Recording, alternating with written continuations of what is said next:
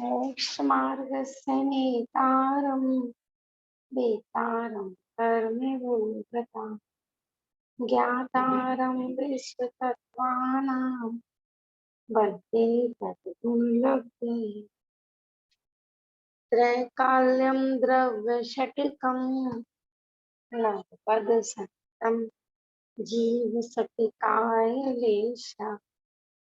पञ्चान्ये चास्तिकाया व्रतसंति ज्ञान चारित्र भेदा इत्येतन्मोक्षमूलम् त्रिभुवनमहितः प्रोक्त महर्षिर्षै प्रतीयेति शतधाति स्पर्शति च मतिमान् यः स वै शुद्धदृष्टि सिद्धे जयापसिद्धि चौरिहारायण फलं पत्ते वन्दितारिहन्ते मोक्षम् आरायण कंसो उज्जोवणमुज्जवणं रेवाहणं ताहणं चरणं दंसनाचरितं तवाणुमारायण बढ़िया। दूसरे अध्याय का पाठ करते हैं।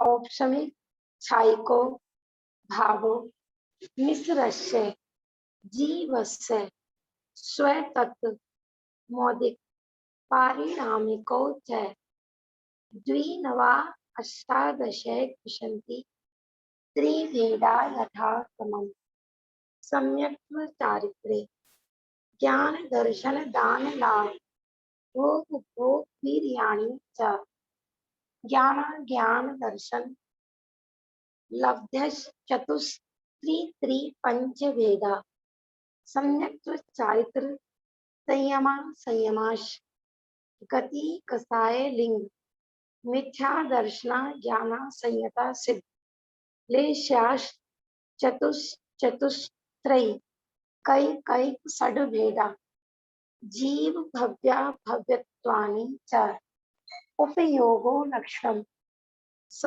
द्विविधो अष्ट चतुर्भेदः संसारिणो मुक्ताश्च समनस्का अमनस्का संसारिणे त्रस स्थावरा प्रतिव्यक्ते जो वायु वनस्पतयः स्थावरा द्विन्द्रिय आद्या त्रसा पंचेन्द्रियाणि द्विविधानि निर्वृत्युपकरणे द्रव्येन्द्रियम् लब्धुपयोगौ भावेन्द्रियम् स्पर्शन रसन घ्राण चक्षु श्रोत्राणि स्पर्श रस गंध वर्ण शब्दात् पदार्थः श्रुतं निन्द्रियस्य वनस्पत्यन्तानामेकम् क्रमी पिपीलिका भ्रमर मनुष्यादीना में कैकवृद्धानि संगीनः समनस्का विग्रह गतौ कर्म योगा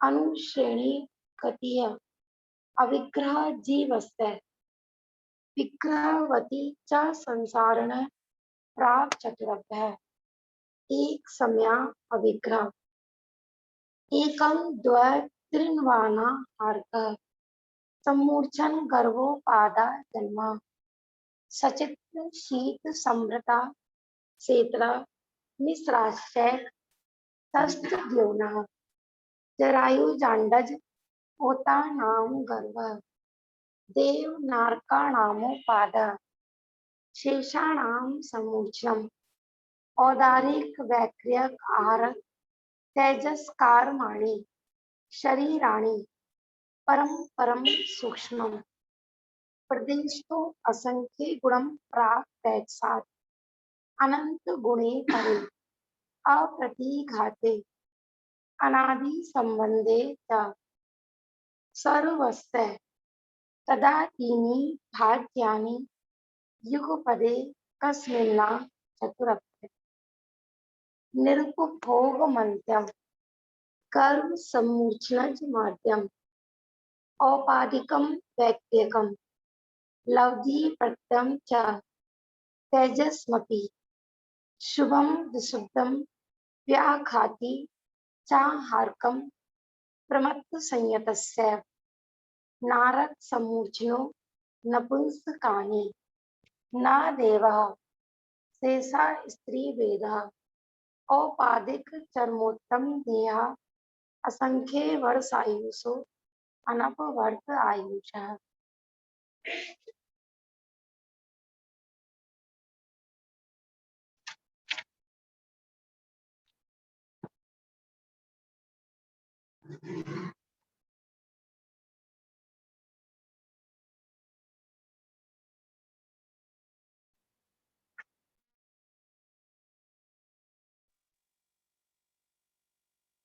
अंतिम इस दूसरे अध्याय का 53 नंबर का सूत्र चल रहा था। अंतिम अंतिम काफी इस पर सुलभ भैया द्वारा चर्चा भी हो गई थी। औपाधिक चरमोत्तम देहा असंख्य वर्ष आयुषो अनपवर्त आयुष है। जो औपाधिक माने जो 5 जन्म वाले होते हैं, देव और नारकी। चरमोत्तम माने जिनकी अंतिम देह होती है ना, उस भव से मोक्ष जाने वाले होते हैं।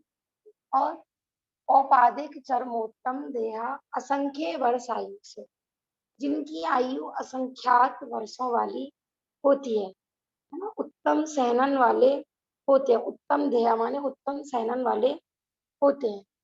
अनपवर्त आयुष है माने उनकी जो भुज्यमान आयु है, जो उदय में चल रही है, उसका अपकर्षण नहीं होता है। देवगति में कभी ऐसा नहीं होगा कि मानो किसी ने उनको मार दिया, उनका किसी ने घात कर दिया तो वो उनका पहले ही मरण हो जाए, ऐसे नहीं होगा। माने जो वो फिक्स लेकर गए ना यहाँ से, उतनी ही उनकी आयु होती है। कुल मिलाकर उनका अकाल मरण नहीं होता है। अभी अपन तीसरा अध्याय प्रारंभ करेंगे ना, नारियों के बारे में आएगा। उनको कोई मारे काटे, कढ़ाई में तले, है ना, उनके शरीर के हजारों टुकड़े कर दे कोई, लेकिन उनका मरण नहीं हो सकता है ना। माने कोई 33 सागर की आयु लेकर गया है तो वो 33 सागर माने एक एक दिन ही करके व्यय को प्राप्त हो। ऐसे नहीं होगा कि उनका अकाल मरण हो जाए, ठीक है ना। लेकिन मनुष्य में और त्रियंश में विष भक्षण से, है ना, कोई असाध्य रोग हो जाए या अभक्ष अनिष्ट कारक अभक्ष के सेवन से, है ना, शुगर का पेशेंट है, अब बिल्कुल उसको बता रखा है कि शुगर का एक दाना भी जहर है ना, तो उसमें परिणामों का भी निमित्त होता है। तो मनुष्य और त्रियंच में परिणामों के निमित्त से, विषघात आदि से, तो जो आयु हमारी 60 वर्ष में खत्म होने वाली थी, उसका अपकर्षण हो जाता है, माने आयु घट जाती है। बढ़ने की व्यवस्था नहीं है, सिर्फ घट सकती है, ठीक है ना। आप कहो कि भाई अच्छे परिणामों से बढ़ जाए, नहीं, वो घटना बढ़ना वो तो जो जब हमने जिस समय वो आयु बांधी थी ना, उस समय हो सकता है। सुलभ भैया ने बताई होंगी ना, भुज्यमान आयु, बध्यमान आयु।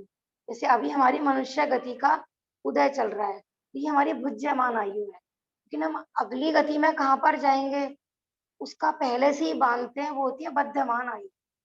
तो उसमें तो घटबढ़ हो सकती है, लेकिन जो भुज्यमान आयु है, देवगति और नरगति, वहां तो कोई उनका घटबढ़ नहीं हो सकती है, और भोग भूमि में भी नहीं हो सकता है, ठीक है ना। बस लेकिन विषवक्षण आदि के निमित्त से अकाल मरण जिसको कहते हैं, लेकिन उससे क्रमबद्ध पर्याय खंडित नहीं होगी। आप कहो कि जिनवाणी में तो हम ये पढ़ते हैं कि जब जिसकी जितनी आयु है उसी समय मरण को प्राप्त होता है, तो वास्तव में वो जो मरण को प्राप्त हो रहा है वो अपने समय से ही हो रहा है ना। उसने अपने परिणामों के निमित्त से, संकलित आवक्ष के खाने के परिणाम के निमित्त से, ठीक है ना, उसने जैसा परिणाम बांधा उसकी आयु का कर्षण हो गया। अब मुझे ये बताओ कि इसमें कितने पेज तक भैया ने पढ़ा दिया था, कहाँ तक अपन पहुंच गए थे। फिर आप अपन उतना ही लेंगे क्योंकि उन्होंने 2 दिन कल भी यही चर्चा की थी और परसों उन्होंने ये वाला सूत्र प्रारंभ कर दिया था। जूम पर भी बता सकते हैं, जिनको भी पता हो कि भैया ने कहाँ तक चर्चा की थी। मुझे लगता है उन्होंने अपकर्षण, उत्कर्षण, संक्रमण, उदीर्णा ये सब चर्चा की थी। आपने ली थी बेटा? जूम हाँ पर नहीं ली थी? की थी, उपकर्षण अपकर्षण ये बताया था। हाँ, ये हो गया था ना सारा। हाँ हाँ हम लगभग 133 पेज पर होंगे फिर। क्रमबद्ध पर्याय का विषय लिया था क्या उन्होंने? हाँ, ये भी लिया था। भविष्य गणितज्ञ से पूछेंगे कि घड़ा कितनी देर में खाली होगा, हाँ ये भी हो गया। ये भी लिया था उन्होंने। फिर अपन तो कुछ पूछना हो तो पूछ सकते हैं, क्योंकि मुझे लगा कि उन्होंने बहुत अच्छे से समझा दिया था, तो इसलिए अपन थोड़ा आगे बढ़ते हैं।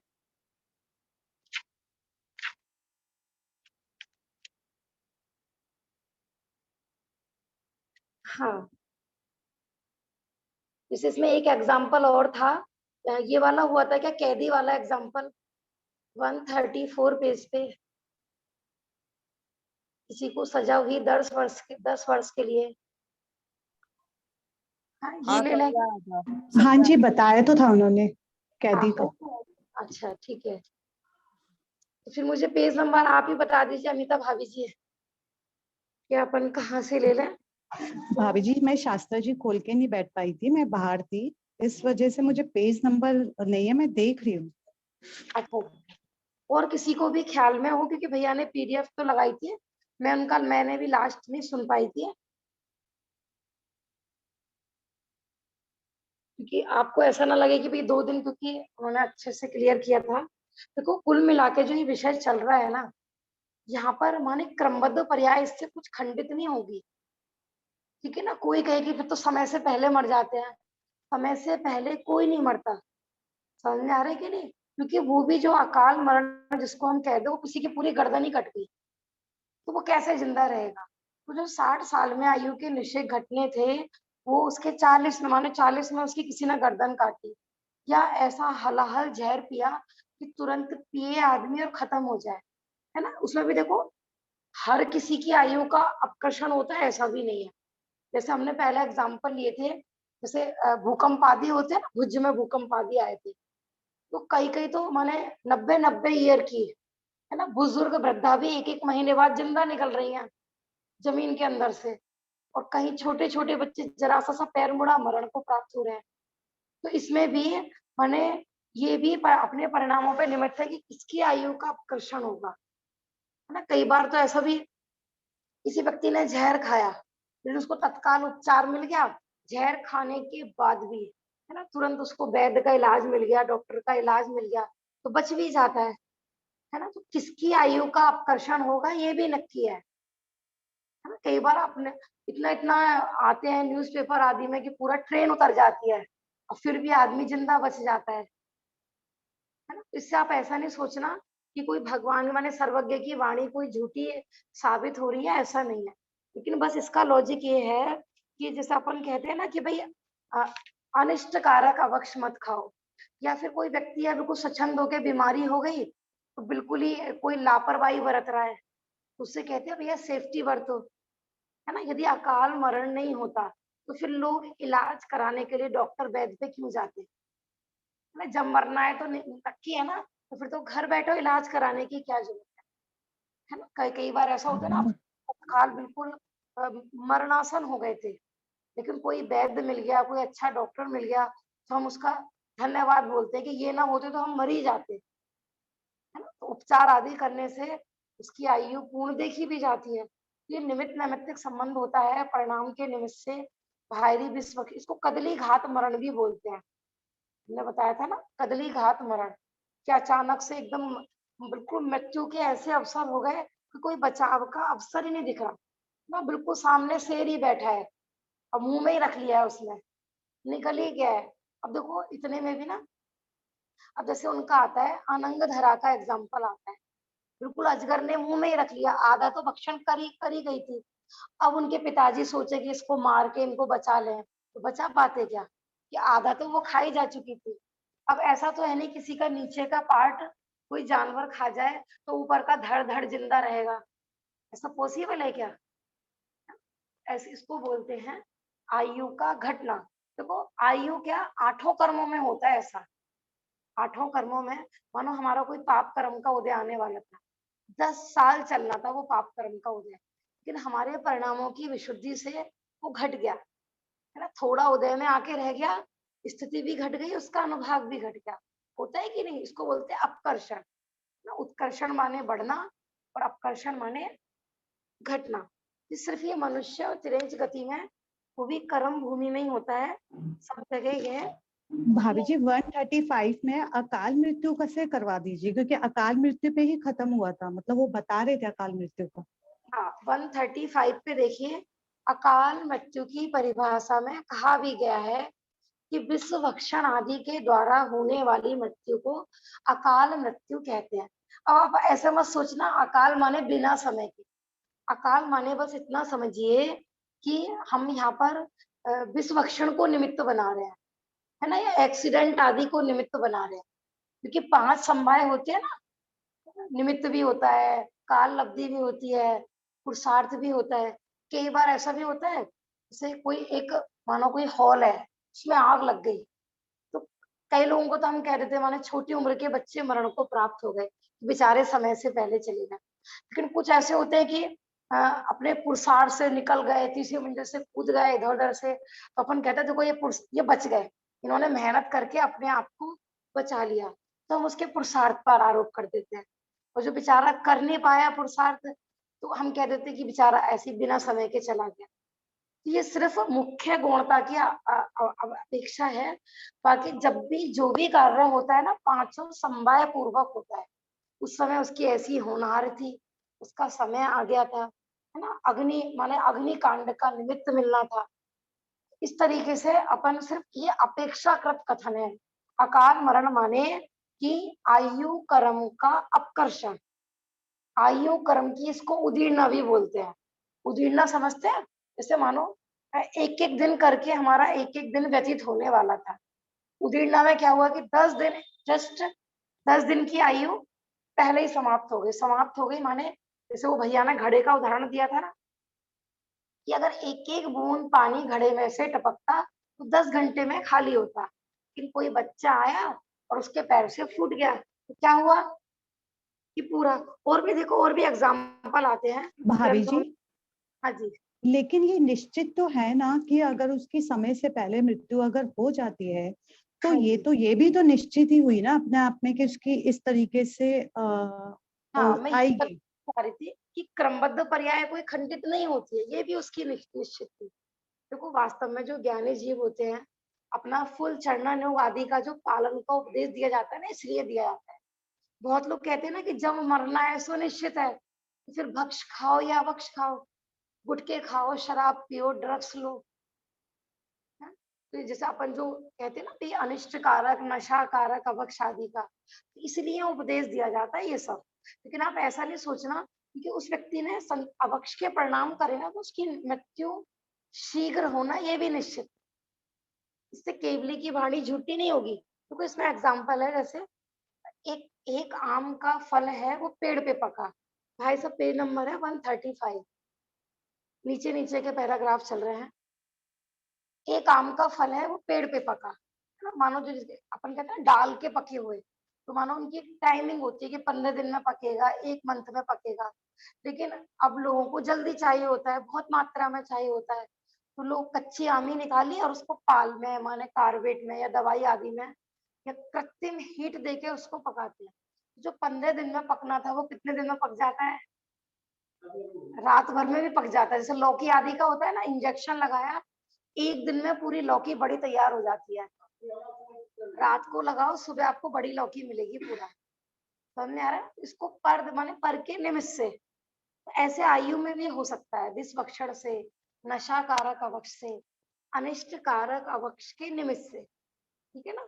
इसे और भी एग्जाम्पल दिया हुआ है, जैसे इसमें कि कोई गीला वस्त्र है, अपन छाया में सुखाएं तो कितनी देर में सूखेगा, है ना, और धूप में सुखाएं तो, है ना, धूप में सुखाएंगे तो आधा घंटे में। इस समय तो गर्मियों में आधा 15-20 मिनट में कपड़े सूख जाते हैं, और हम अपने कमरे में नीचे डालें तो टाइमिंग लगती है ना? कपड़ा वही है, उसमें पानी उतना ही है।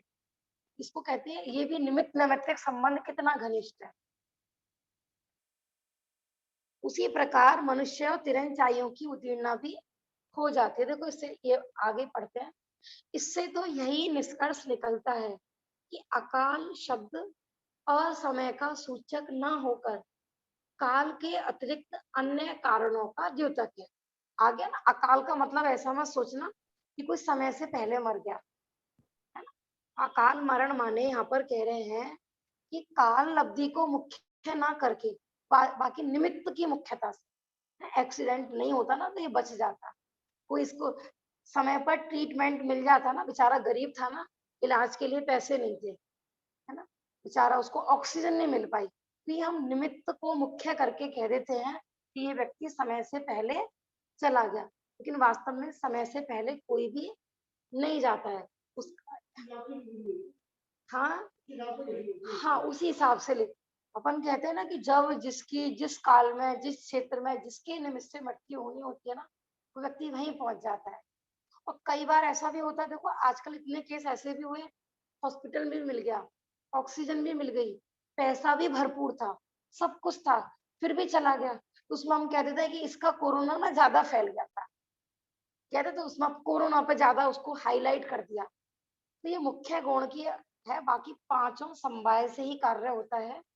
ऐसा जब हम किसी के मरने पर पूछते हैं कि कल तक तो वह ठीक था, आखिर उसे अचानक हुआ क्या, तो यही उत्तर मिलता है, कुछ नहीं, समझ लो उसका काल ही आ गया था। उसका काल आ जाए उसे कौन बचा सकता है। फिर कोई कारण का पता चलता हो तो उसका इलाज भी किया जाता। कैसे चले गए, देखो कोरोना के टाइम में ऐसे भी हुए ना, बहुत सारी मृत्यु की सूचनाएं कॉमन भी आई है, बिना कोरोना वाली भी आई है आजकल। फिर कैसे गए कि वो ऐसे ही चले गए। फिर हम पूछते हैं कोरोना से गए क्या, नहीं नहीं नहीं, उनका तो टाइम आ गया। किसी का कह देते हैं टाइम आ गया था। टाइम किसका बोलते हैं, खूब अच्छा 70-80 साल 90 साल का गया हो। हाँ, उनकी तो भैया आयु थी, जाने का टाइम ही था। लेकिन हो सकता है वो 100 साल की आयु लेके आए हो, कोरोना के भय से, या अंदर में कोई हार्ट अटैक आदि से 20 साल पहले चले गए हो। क्योंकि हमारे ज्ञान का विषय नहीं होता है ना, तो हमें जो दिखता है ना उस पे आरोप अपन कर देते हैं। कोई एकदम से अचानक से अ, हमें हेल्प कर दे हमारी, है ना, एक्सीडेंट होने वाला था, किसी ने एकदम खींच लिया, तो भैया बिल्कुल हमारी तो मृत्यु ही आ गई थी, इन्होंने हमारा हमें मौत के मुंह में से समझ लो ये ले आए। ऐसे ऐसे केसेस भी हुए ना, हमारे जैसे स्वाधीन के ही एक भैया गौतमपुरी में रहते हैं, मैंने वो इतना तारीफ कर रहे थे कि कह रहे थे कि समझ लो कि मेरे बच्चे और मेरी पत्नी ये मेरे को बचा के लाए, मैं तो समझ लो कि बिल्कुल चला ही गया था, है ना। तो बच्चों ने अच्छी सेवा करी, पत्नी ने अच्छी सेवा करी, उनका कहना है कि समझ लो कि मैं जाकर ही वापस आया हूँ। तो ऐसे निमित्तों पे वास्तव में तो जब जिसकी जिस समय जब होनी होती है ना, उतनी ही उसकी आयु होती है।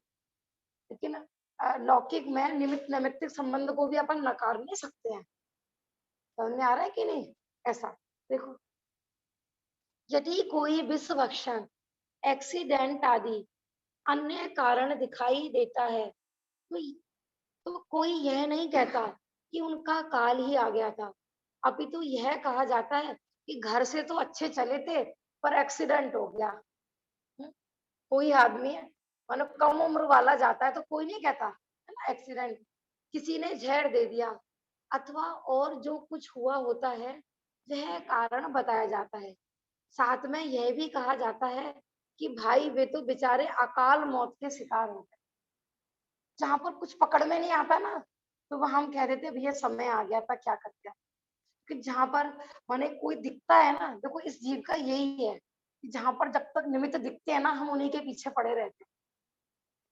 किसी कितने कितने केस हुए, बहुत लोगों का ये कहना है कि डॉक्टर ने हमारे साथ बहुत बुरा किया।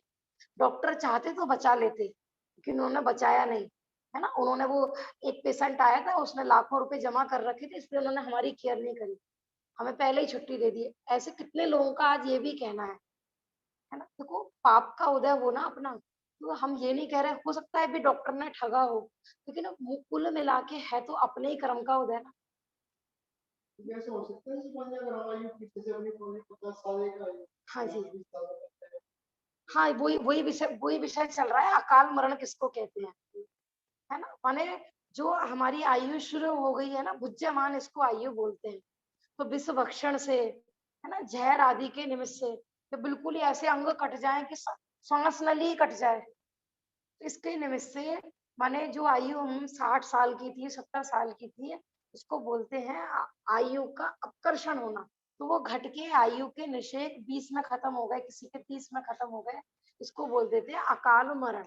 लेकिन बस हम इतना यहाँ पर बताना चाह रहे हैं, अकाल मरण माने कुछ समय से पहले गया ऐसा नहीं समझना, उसका यही समय था। तो फिर जो इससे बन जाता है उसे 25 साल में बात करता है। हाँ, तो ये कैसे कह सकते हैं कि इस टाइम 50 देखो साल से? उसने, देखो हमने ये भी बताया था, जब आयु बंद होती है ना 8 बार समय आती है उसकी। तो पहली बार में हमने 60 बांधी, है ना, पहले जन्म में भी हो सकता है किसी ने इस तरह से किया हो, 60 बांधी थी लेकिन परिणामों के निमित्त से पहले ही घटा लिया हो, ऐसा भी होता पहले तो हो गई। है ना। और दूसरा इस भव में भी अन्याय के परिणामों से, अनीति के परिणामों से, अभक्ष के परिणामों से आयु घट जाती है कि नहीं। शराब पीने वाले को शराब पीने की मना क्यों कहा जाता है? देखो बहुत लोग तो ऐसे लॉजिक देते हैं कि हमने तो बहुत सारे शराबी देखे हैं, वो तो खूब अपनी पूरी आयु में जाते हैं। कुछ कुछ लोग ऐसे भी होते हैं, नहीं हुए उनका अपकर्षण आयु का। तो इससे अपन ये नहीं सोचना कि खूब अवक्ष खाओ तो भैया जब मरना है जब, लेकिन उसका पाप का फल तो भोगना पड़ेगा ना, है ना। भाई भक्ष खाने भी बीमार बीमार है, भक्ष खाने वाले भी और अभक्ष खाने वाले भी, तो फिर अभक्ष खाएं कि नहीं, है ना। उसका पाप बंद होगा, पूरा पाप बंद होगा। एक अपने पाप कर्म की निर्जरा कर रहा है, मानो दो बीमार है, भक्ष खाने वाला भी, शराब पीने वाला भी बीमार है और दूध पीने वाला भी बीमार।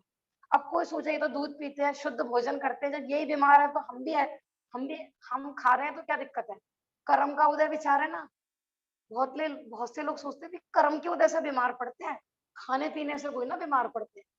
बात ठीक है, लेकिन कर्म का बंध भी तो हो रहा है भैया, कि अभक्ष के परिणामों से कि जो कर्म का बंध हो रहा है वो, है ना, एक के कर्म का उदय है वो निर्जरा कर रहा है, जिसके जो अभक्ष सेवन नहीं कर रहा है, भले कितना पाप का उदय आ गया लेकिन वो अभक्ष सेवन नहीं कर रहा है, और एक पाप का उदय है और पाप ही बांध रहा है। ठीक है ना। इसमें बस यही है कि यदि अकाल मरण नहीं होता तो लोग फिर डॉक्टर वैद्य आदि पे क्यों जाते। वो तो शरीर को मतलब में बैठे ही इसलिए जा रहे हैं। हाँ, सही बात है। देखो भूमिका ऊंची हो जाती है ना, अपने मुनिराज है, वो किसी से इलाज नहीं कराते, कोई भी माने कितनी भी भयंकर बीमारी हो जाए, जैसे जैसे भूमिका आगे बढ़ती है, क्योंकि मैं शरीर हूं, उनकी ऐसी बुद्धि खत्म हो गई, शरीर में कितना ही कष्ट हो रहा हो, कितना ही हो, इसको बताते हैं ना पायोपगमन संन्यास। बिल्कुल बिल्कुल प्रतिमावत खड़े हो जाते हैं, ना किसी से सेवा कराते हैं और ना स्वयं करते हैं, उदय विचारते हैं, ऐसी भूमिका भी बढ़ जाती है। लेकिन जहाँ निचली भूमिका वाला जीव है, परिणाम खराब हो रहे हैं, तो वो डॉक्टर के भी जाता है, वैद्य को भी दिखाता है, माने जो जिसका जितना लेवल का त्याग है तो वो कराता है ट्रीटमेंट, ऐसा। ठीक है ना। बीपी का पेशेंट है तो डॉक्टर क्या कहेगा, भैया नमक मत खाओ। शुगर का पेशेंट है भी अब वो सोचे कि सब अपनी आयु से मरते हैं ना, खूब नमक खाएं हम खूब। तो कोई एलोपैथिक तो छोड़ो, चलो वो उसका तो अपन सोचे कि अपने आगम के हिसाब से वो भक्ष नहीं है। आप नेचुरोपैथी का ट्रीटमेंट भी लेंगे या वैद्य का शुद्ध उपचार भी कराएंगे ना, वहां पर भी पथ्य पथ्य बताया जाएगा कि भाई ये पथ्य सेवन करना है। अब पथ्य सेवन माने जो आपकी बीमारी के अनुकूल नहीं है ना, वो वस्तु नहीं खानी है। उससे क्या होगा कि आयु क्षीण होती है। आयु क्षीण का मतलब यही है कि आप बार बार जो चीज नुकसान दे रहे हो ना, बार बार वही वस्तु खा रहे हो, वही वस्तु खा रहे हो, तो धीरे धीरे क्या होगा कि आयु का अपकर्षण हो जाएगा। देखो हमें क्या है, आयु कर्म से आप आयु कर्म के विचार के बारे में हम ना ऐसा लगता है कि ये कोई नई बात बताई जा रही है। आप ये विचारो बाकी सारे सारे कर्मों में होता है कि नहीं ऐसा उत्कर्षण अपकर्षण। ये नियम है कि अपन जैसे कर्म बांधते हैं ना, वैसे की वैसे कभी उदय में नहीं आते हैं, उनका घटना बढ़ना होता रहता है। अच्छा ये तुरंत से एक दफा बन गया तो बढ़िया हो जाए। हाँ। तो फिर सुनो ऊपर नीचे हो हाँ। अब इसमें भी देखो ये आया है कि घटती है बुद्धिमान आयु, बढ़ती है भी नहीं। कोई बदलती नहीं है। हाँ, कम ज्यादा हो सकती है लेकिन बदलती नहीं है आयु पर। हाँ देखो वो सिद्धांत भी अपने को झुटलाना नहीं है, जब जिसका जिस काल में जिसके निमित्त से मरण होना है। ज्ञानी जीव वो भी नहीं है, माने अपन उपचार करते हुए भी देखो जब मरना होता है ना, उपचार करते करते भी मर जाता है। भक्ष, अच्छा ये बताओ, अनिष्ट कारक भी नहीं खा रहा है, विष भक्षण भी नहीं कर रहा है ना, ये सब भी नहीं कर रहा है, तो भी कई बार परिणामों के निमित्त से आयु का अपकर्षण हो सकता है कि नहीं हो सकता है? तब भी हो जाता है तीव्र कषाय से, भय हो गया। जैसे आजकल सुनने में आया ना, बाहर से कुछ नहीं पता लगा, अटैक पड़ गया एकदम से, उससे माने जो वर्तमान कंडीशन है ना, माने चारों तरफ क्या होगा, ये भय खा गया उसको, तो भय के निमित्त से हो गया आयु का अपकर्षण ऐसा। लेकिन होगा उसका ही जिसका कि समय आ गया है, माने काल लब्धि। हाँ जी है, उसका भी समय हो सकता है, जैसे मैंने खड़ा हो सकता है। हाँ ऐसा भी कह सकते हैं कि उसका समय आ गया तब ये इसलिए उसको भय हुआ। मैंने दोनों, हमने कहा ना जिनवाणी का कोई भी सिद्धांत विरोध को प्राप्त नहीं होगा, पांचों समवाय एक साथ होते हैं, बस मुख्य गुण की अपेक्षा होती है। मैंने कहा ना 90 साल के वृद्ध की आयु पूरी हो तो हम कहते हैं समय से पहले गया, 20 की हो, 25 वाले की हो, 40 वाले की हो, और उसमें कोई निमित्त को निमित्त नहीं दिखाई देता हमें, तो हम कह देते हैं अपनी आयु से गया, भले ही वो 20 वर्ष में गया है। कई बार ऐसा भी होता है ना, पता ही नहीं लगता कि व्यक्ति गया कैसे है। कितने हीरो हीरोइनों के बारे में देखते हैं, लास्ट तक यही नहीं पता लगा कि वो मरा कैसे, किसी ने मारा, खुद सुसाइड करी, कुछ नहीं पता लगा, बाथरूम में नहाते नहाते चला गया, कोई बैठे बैठे चला गया, कोई मोबाइल चलाते चलाते चला गया। जब हमें निमित्त दिख जाते हैं तो फिर इस पे आरोप आया था भाई इसको किसी ने मारा, इसको जहर दिया, तो हम कह देते हैं अकाल मरण हो गया। और जब हमें कोई निमित्त नहीं दिखाई देते हैं तो हम कह देते हैं भैया उसकी होनहार थी।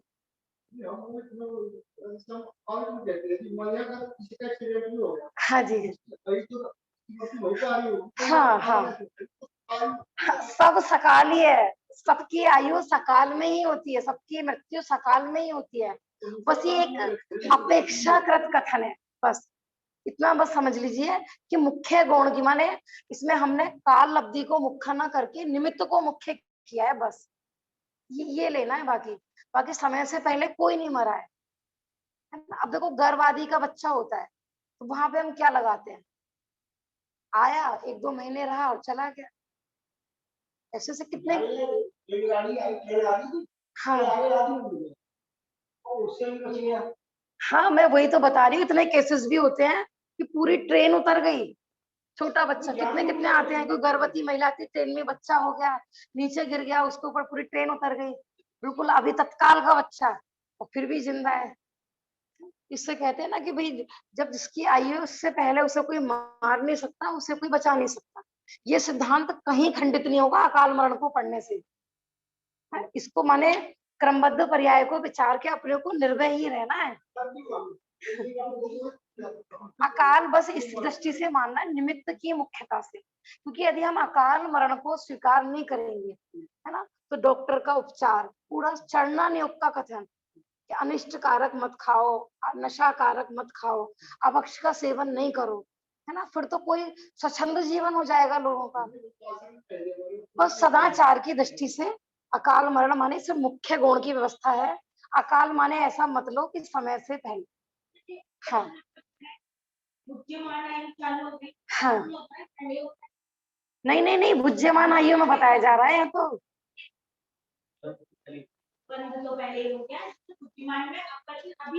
हाँ यही तो बताया जा रहा है अभी।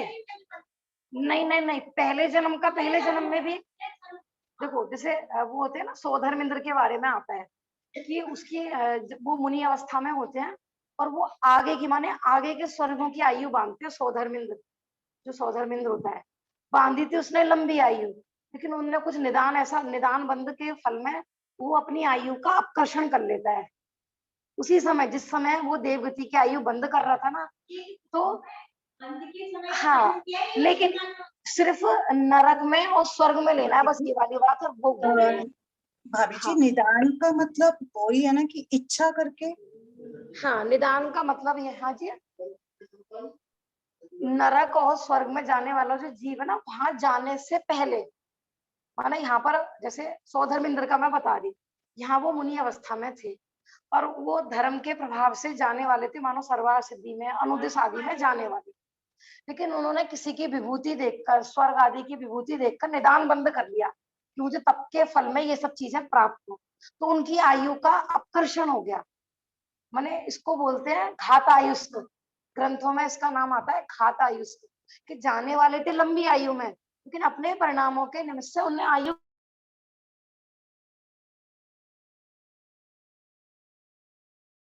दो सागर होती है ना सौधर्मिंद्र की, तो दो सागर कुछ अधिक, साधिक लगाते हैं ना साधिक, ये साधिक वही है कि मिलने वाली थी 33 सागर और बस वो साधिक में ही रह गई। तो होता सब यहाँ जीव के परिणामों के निमित्त से है। यहाँ कोई माने एक्सीडेंट करने वाला या वो हमारी आयु को घटा रहा है ऐसा नहीं है, हमारे भी यहाँ पर परिणाम संकलेश हुए हैं, हमारे परिणामों के निमित्त से घटना परिणाम होता है। किसी परद्रव्य में ताकत नहीं है कि जो हमारी आयु को घटा दे या बढ़ा दे, वहां पर भी जीव के परिणाम ही निमित्त है। हाँ, परिणामों के निमित्त से चलता है सब कुछ, है ना। हमने अभक्ष सेवन के परिणाम, माने मौत की कीमत पर भी बहुत लोग हॉस्पिटल में एडमिट है, डॉक्टर ने कह दिया ये जहर है, तो भी उस वस्तु को खाना है, किस कीमत पर? मरने की कीमत पर। ऐसे ऐसे लोग होते हैं ना कि मरेंगे तो खा खा के मरेंगे हम मरना तो है ही, ऐसा नहीं। इससे ना पूरा चरणन व्यवस्थित हो जाएगा यदि अपन अकाल मरण को नहीं स्वीकार करते हैं तो, है ना। भक्ष अभक्ष फिर कुछ भी नहीं रहेगा।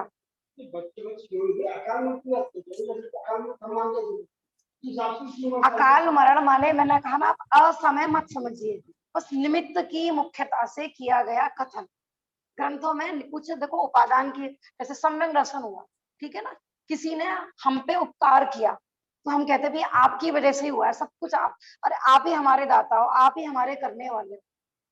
और आप कहोगे कि जैन धर्म में तो ये लिखा है कि कोई किसी का कुछ करता नहीं है, सब अपनी अपनी बुद्धि से समझते हैं, कोई किसी को समझा नहीं सकता, तो फिर भजन क्यों गाते हैं भैया? सुत पंचमी पे गाएंगे ना, मुनियों के उपकार को हरगिज भुला सकते नहीं हम।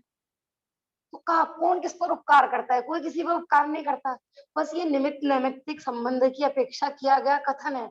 और इसको हम पूरा समाप्त कर देना तो फिर विनय, पूरा व्यवहार, ये सब कहाँ बचेगा, है ना। ये भी बिल्कुल अकाट्य सिद्धांत है कि कोई किसी को समझा नहीं सकता, कोई किसी पर उपकार नहीं करता। हमारी योग्यता होती है समझने की, जब ही हम समझते हैं, लेकिन जिसके निमित्त से लगते हैं कितना बहुमान आता है उसका, कि भैया आप ना होते तो, है ना, आज जनवाणी नहीं होती, सपोज करो हम कहाँ होते,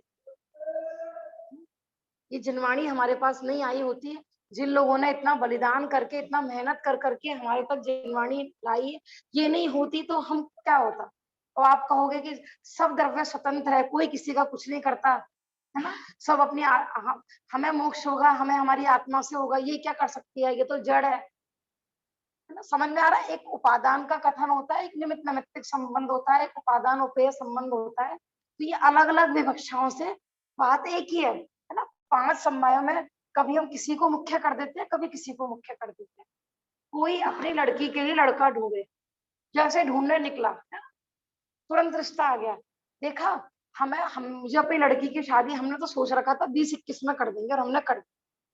अब उसी की दूसरी लड़की कि हम तो भैया लड़कियों की शादी जल्दी जल्दी उम्र में कर देंगे, अब वो पुरुषार्थ पूरा कर रहा है, अब रिश्ता नहीं आ रहा जैसे पहली लड़की का हो गया था। सोचा ये था कि दोनों लड़कियों की शादी जल्दी कर देंगे, अब पुरुषार्थ दोनों में बराबर चल रहा है, लेकिन एक की हुई 26 की उम्र में और एक की होगी 21 में। जिसकी 21 में हो गई उसमें क्या कहेंगे, हमने करी, देखो, है ना। आजकल माहौल खराब है, जल्दी शादी कर लो लड़कियों की तो बढ़िया रहता है। और जिसकी 25 में हुई है, हमने तो पूरी कोशिश करी थी, उसकी समय नहीं आया था। भाई जब समय आता है जब तो होता है, जब जूरी का संयोग होता है जब तो होता है, गांव में ऐसे बोलते हैं ना। तो ये सिर्फ अपेक्षा मुख्य गुण की व्यवस्था होती है, बाकी वस्तु स्वरूप कहीं खंडित नहीं होता है, क्रमबद्ध पर्याय कहीं खंडित नहीं होगी।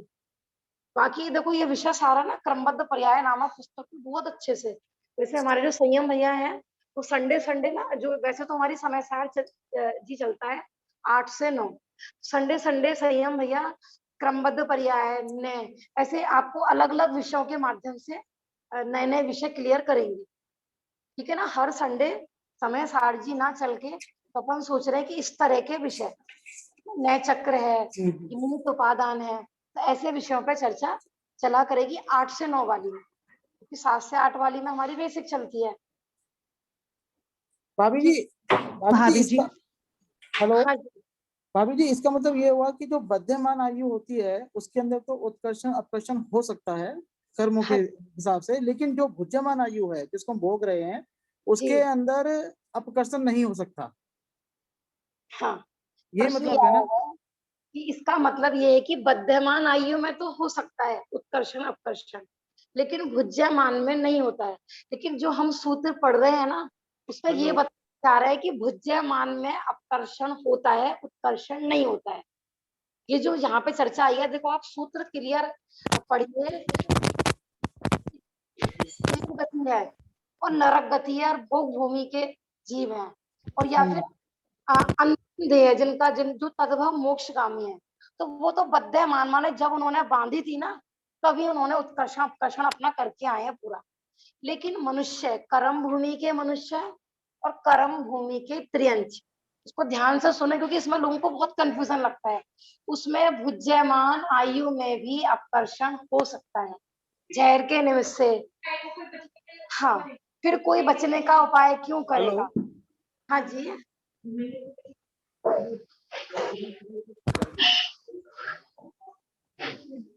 है ना, ध्यान रखिए भुज्यमान आयु। हाँ दो जी, रोटी मिला दो तो खाई जा हेलो हाँ जी, अब बोलिए। कई माइक ऑन हो रहे थे, जिनको प्रश्न था वो अपना माइक अनम्यूट कर लीजिए। हेलो, हाँ तो भाभी जी, इसका मतलब ये हो गया कि जैसे कोई जीव है, उसने पिछले भव में 80 वर्ष की आयु को बंद करके आया है, अब उसने जी, उसको भोगना शुरू कर दिया है, 40 वर्ष की आयु में उसको कोई बीमारी ऐसी लग जाती है, हाँ जी, तो उसकी मृत्यु पॉसिबल है कि हो जाए 40 वर्ष की उम्र में हाँ, ही? के बारे में मैं बताती हूँ। भाई साहब का प्रश्न है, कोई 80 वर्ष की आयु पूर्व हम में बांध के आया है, लेकिन आज उसको कोई ऐसी बीमारी हो गई 40 वर्ष की उम्र में, तो क्या वो मर सकता है क्या। देखो इसमें भी ऐसा होता है कि यदि आपने अगले भव की आयु बांध ली है, तो कितना भी हमें ऐसे ऐसे कंडीशन भी हो जाती है ना, तब भी जीव बच जाता है।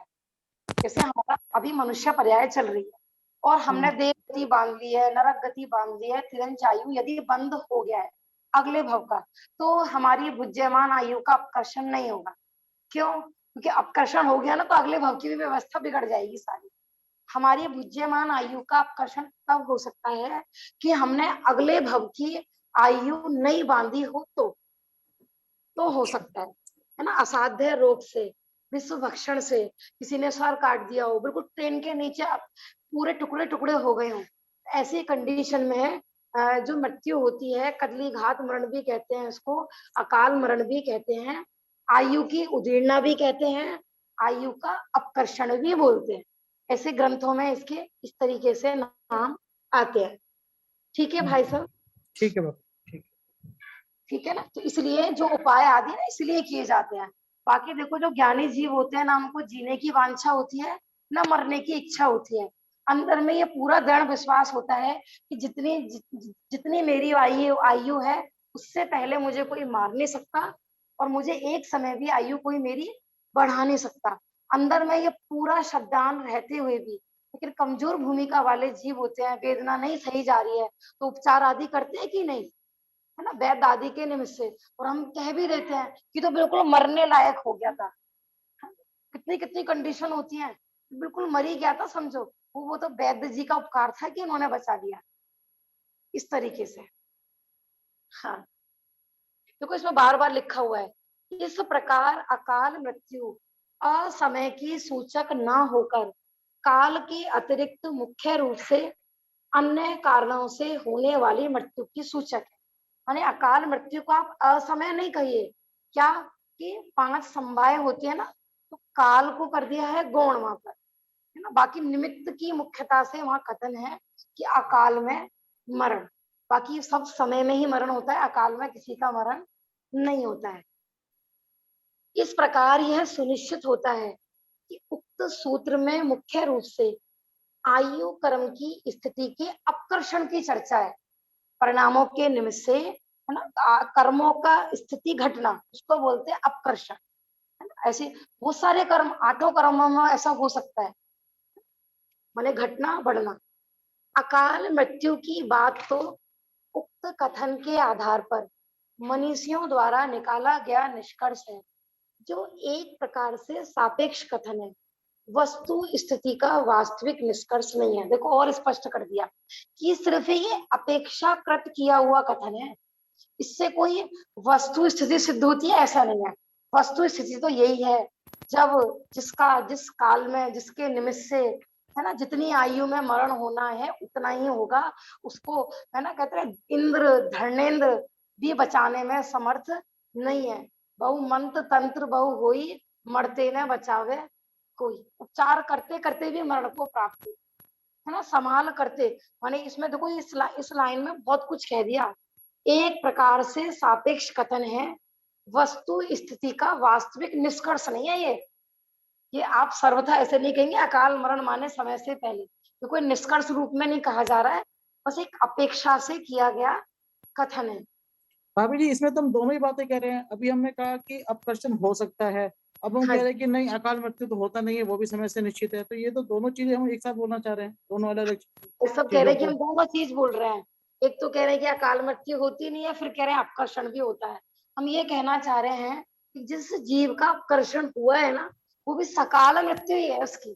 हाँ, क्योंकि देखो हमारे ज्ञान में नहीं थी ना, भगवान के ज्ञान में तो पहले से ही नक्की था कि भैया ये 40 की जगह 20 में जाएगा। देखो आपने पहला वाला जो एग्जाम्पल था ना, उसको दोबारा मैं एक बार रिपीट कर देती हूँ, जो सुलभ भैया ने लिया था, 133 पेज पे था, घड़े वाला, है ना, कि जिस प्रकार एक घड़े में 10 लीटर पानी है, उसमें एक छेद है जिसमें से वे पानी 1 घंटे में 1 लीटर की रफ्तार से निकलता है। 10 लीटर पानी है और 1 घंटे में कितना निकलता है? 1 लीटर। किसी ने गणितज्ञ से पूछा, माने मैथ के टीचर से पूछा कि घड़ा कितनी देर में खाली होगा? कि जब 1 घंटे में 1 लीटर, तो 10 घंटे में 10 लीटर। उसने अपनी कैलकुलेशन करके बता दिया।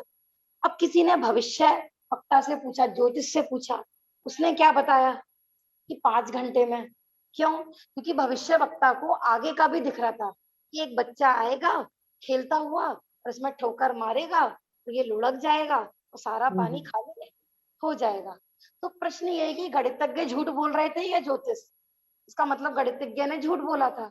यहाँ ही कह रहे हैं कि गणितज्ञ की अपेक्षा तो हम कहेंगे भी असमय में खाली हो गया, क्योंकि उसने क्या बताया था? 10 10 घंटे। घंटे में खाली होगा। ये हमने गणितज्ञ की अपेक्षा, क्योंकि गणितज्ञ को भविष्य का ज्ञान नहीं था। ऐसे ही हम कहते हैं अकाल में मृत्यु हो गई, क्योंकि हमें भविष्य का नहीं पता है कि कौन कितनी आयु में जाएगा। लेकिन भविष्य वक्ता की अपेक्षा, वस्तु स्थिति की अपेक्षा क्या थी? कि वो 5 घंटे में ही खाली होना था। ऐसे की आने के ज्ञान में तो पता है इस काल में सन इतने में कोरोना आएगा और इतने इतने जीव इतनी इतनी आयु में जाएंगे, तो उनकी अपेक्षा से सब समय में ही हुआ है। तो हमारे ज्ञान में नहीं था ना, इसलिए हमें लगता है कि असमय में हुआ है ऐसा। बाकी असमय में कुछ भी नहीं होता है। अपकर्षण भी जो हुआ है दोनों, तो आंटी दोनों कथन सही है अपनी अपनी जगह। कथन सही है, अपेक्षाकृत दोनों कथन सही है। इसमें आप निश्चय भार भी लगा सकते हो, है ना, माने इसमें स्यादवाद का आप सहारा लीजिए। बताओ, आत्मा के श्रद्धान का नाम सम्यक दर्शन है या देवशास्त्र गुरु के श्रद्धान का नाम सम्यक दर्शन? रतन कर्ण सावकाचार्य जी में परिभाषा है कि देव शास्त्र गुरु के श्रद्धान का नाम सम्यक दर्शन जी। और समय सार जी में पढ़ेंगे आत्मा के श्रद्धान का नाम सम्यक दर्शन। अब बताओ भैया कौन सी परिभाषा सच्ची और कौन सी झूठी है? दोनों ही सही है। अपेक्षाकृत हो गया ऐसा कि यहाँ पर भी ऐसे ही अपने को अपेक्षाकृत ही समझना है, ठीक है ना। और बाकी विषय संडे संडे जो हमारी क्लास चलेगी ना क्रमबद्ध पर्याय पर, सारा विषय लेंगे संयम भैया बहुत अच्छे से। और बाकी किसी को पहले से उत्सुकता हो ना, तो क्रमबद्ध पर्याय नामक पुस्तक, उसमें आप और अच्छे से इस विषय को क्लियर कर सकते हैं। ठीक है ना। ठीक है। वास्तविक स्थिति तो यह है, देखो आ गया ना वास्तविकता। जीवों के जीवन मरण सुख दुख जिस रूप में केवल ज्ञानी के ज्ञान में आए हैं, उसी रूप में स्वयं समय में ही होते हैं। उन्हें इंद्र या जिनेंद्र कोई भी बदलने में समर्थ नहीं है। माने ज्ञानी का श्रद्धान इस बात वस्तु स्वरूप को लेकर जरा भी नहीं चूकता है, इसलिए तो उसको शिकायत नहीं होती है। तो फिर जैसे मान लिया भगवान के ज्ञान में आ गए जिस उम्र की साल हाँ जी, तो वो कैसे कैसे जी उसका आकर्षण हुआ कभी कैसे तो उसको काम कैसे कैसे देखो ये भी हो सकता है कोई जीव इतनी ही लेकर आया, सबका आकर्षण होता है ऐसा भी नहीं है। किसी ने पूर्व में 20 की ही बांधी हो, पूर्व में ऐसा बांधा है उसने, किसी ने आयु मध्यमान में ही माने जब बंध रही थी कि गर्भ में ही रह के वापस आ जाएगा, तो सबका आकर्षण होता हो ऐसा भी नहीं। माने जो जो जीव कम आयु में जा रहे हो तो सबकी अकाल मृत्यु होती है ऐसा भी नहीं है, ठीक है ना। हम कह देते हैं, मैंने कहा ना हमारे ज्ञान गम्य नहीं है इसलिए हम कह देते हैं सबका आकर्षण हुआ है ऐसा नहीं है ना। कोई 20 की लाया होगा, कोई 40 की लाया होगा, कोई 100 की लाया होगा। हम तो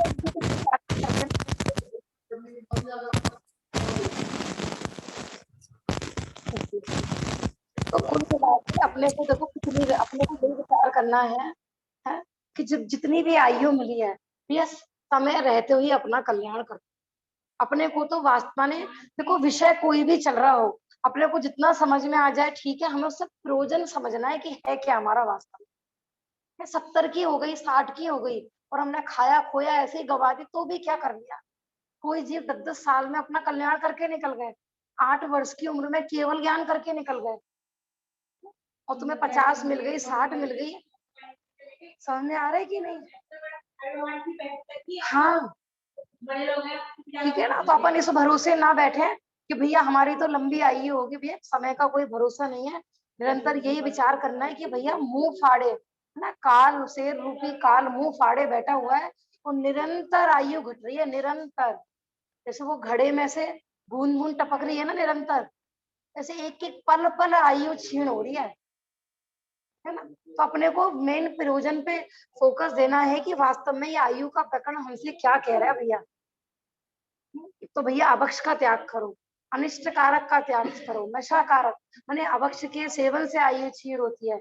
और हम अपने खाने की लोलुपता में, आज देखो 99% बीमारी इसलिए ही हो रही है।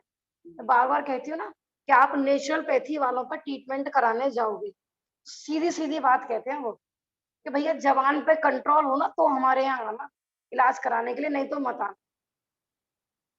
यदि हमें लगता है कि भैया अभी हम देखो, जब तक हमें लगता है तो मनुष्य आयु को ये भी नहीं सोचना चाहिए कि जब मरना है सो निश्चित है तो भक्ष खाओ कि अभक्ष खाओ, ऐसा भी नहीं है। क्योंकि इस मनुष्य पर्याय की दुर्लभता समझो, है ना। और ऊपर से जैन कुल तत्व का मिलना, समय रहते ही अपना कार्य करना है ना, संयम की इससे साधना करनी है। तब जब तक है इसको टिकाने के उपाय के भी भाव आते हैं इस जीव को। ऐसा नहीं है कि भैया कुछ भी खा के भी इसको मन मन मरण की कीमत पर भी भक्षण करना है, इतनी लोलुपता नहीं, है ना। अपन जैसे ब्रह्मदत्त चक्रवर्ती, शुभम चक्रवर्ती, ग्रंथों में इनको भी अकाल मरण में लिया है।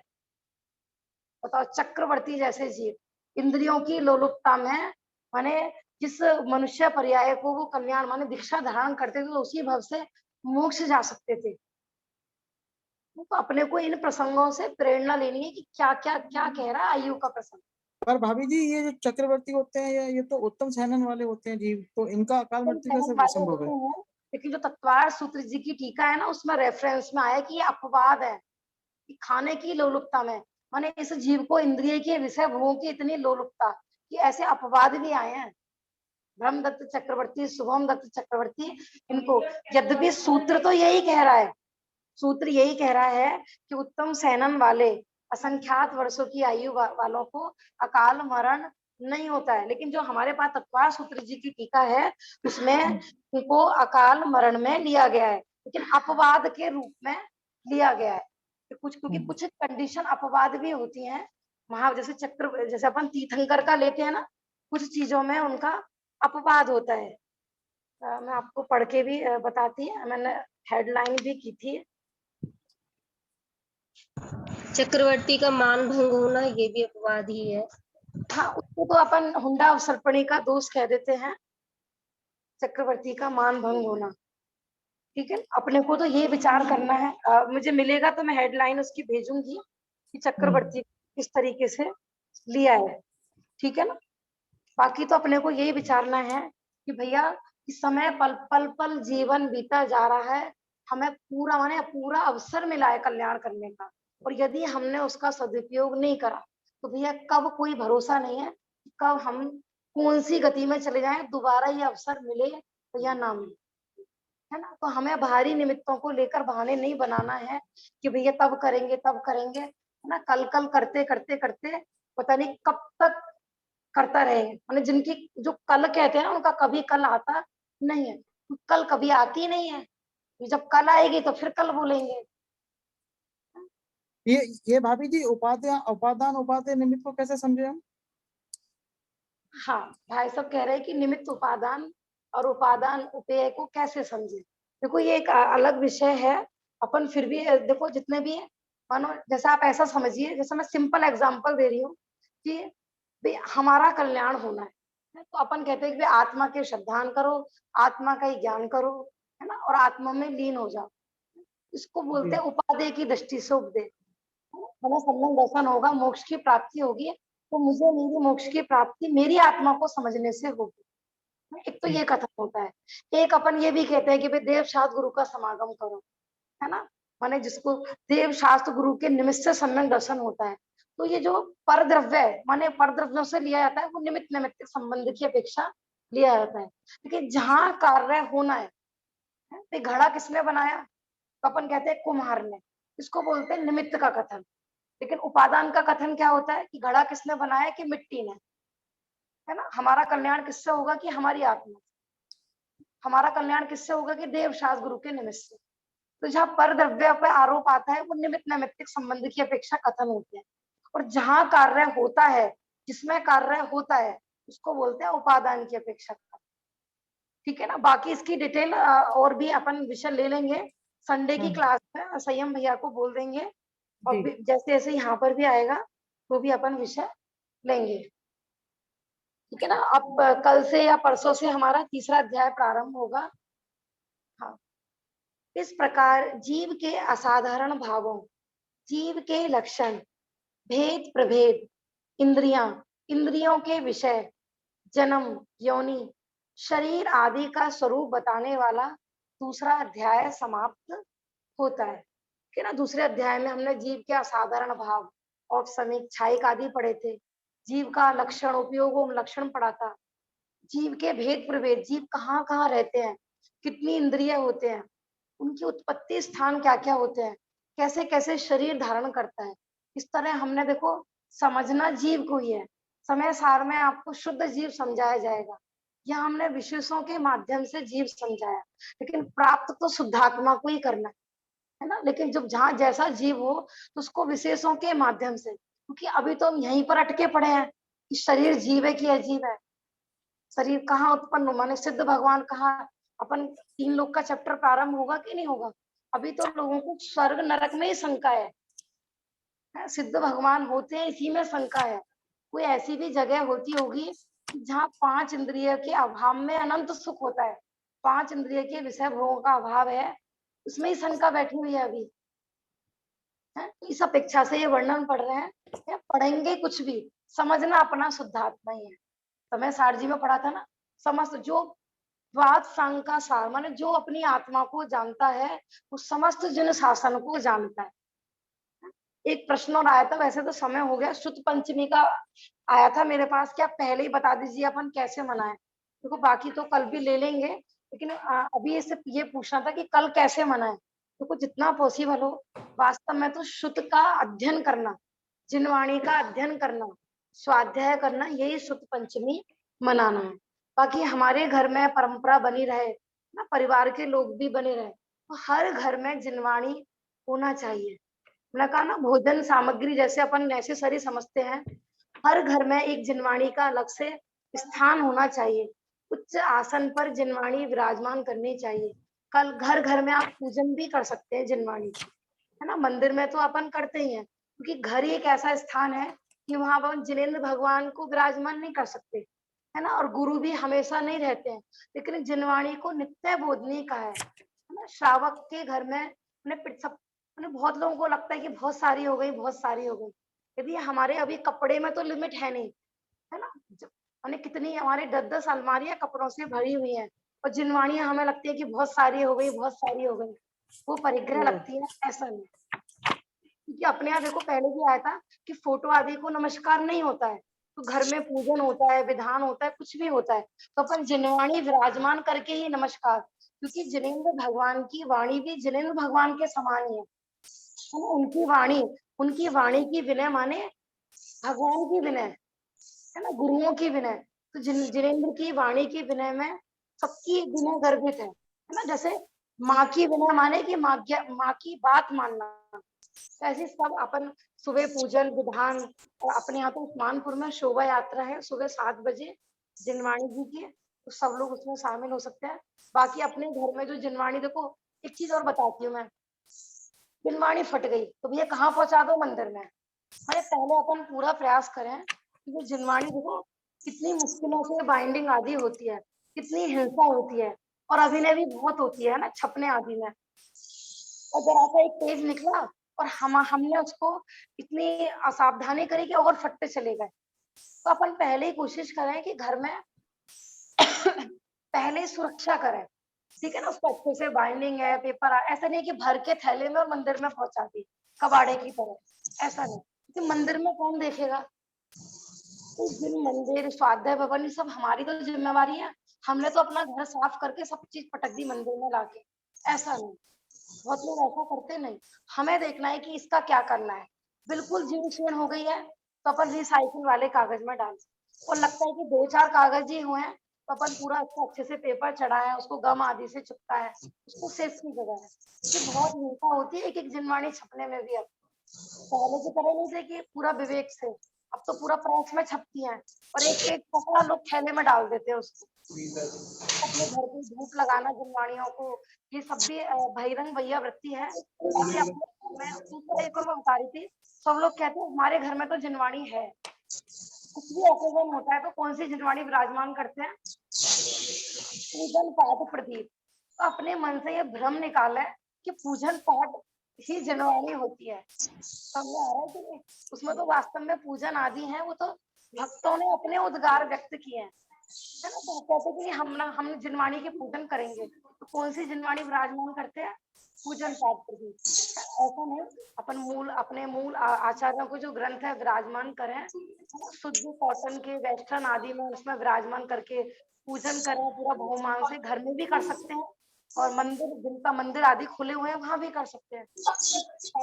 क्या गलतियां होती हैं शुद्ध पंचमी पे अपन कल थोड़ा विशेष ले लेंगे, ठीक है ना। जिनवाणी की आराधना हमसे कैसे हो जाती है और जिनवाणी की आराधना अपन कैसे करें, ये विषय अपन कर लेंगे। अब बस यही दूसरा एक पूजन की लिंक आई है मेरे पास, सटखंडागम जी पूजन। अपन मंगलायतन से होगी लगभग 7:15 7:30 बजे, वहां ताम्र पत्र पर पूरा सटखंडा जी लिपिबद्ध किया गया है। सुबह उसकी पूजन अपन लिंक भेज देंगे, तो जो लोग ऑनलाइन जुड़ सकते हैं ऑनलाइन जुड़े पूजन में, बाकी अपने घर में करें तो और अच्छा है, अपने परिवार को बिठा के, ठीक है ना। सब संकल्प लें कि भैया 5 मिनट 10 मिनट 15 मिनट अपन स्वाध्याय का नियम लें। तो बाकी की चर्चा अपन कल करेंगे। परसों से हमारा तीसरा अध्याय प्रारंभ होगा। अब तक के 2 अध्याय में जिसमें जो भी शंका हो ना, सैटरडे की कक्षा में इस बार भेज देंगे। हाँ, निज निधि निज ने बताई, यह अनंत उपकार है, उसके लिए जिन वाणी माँ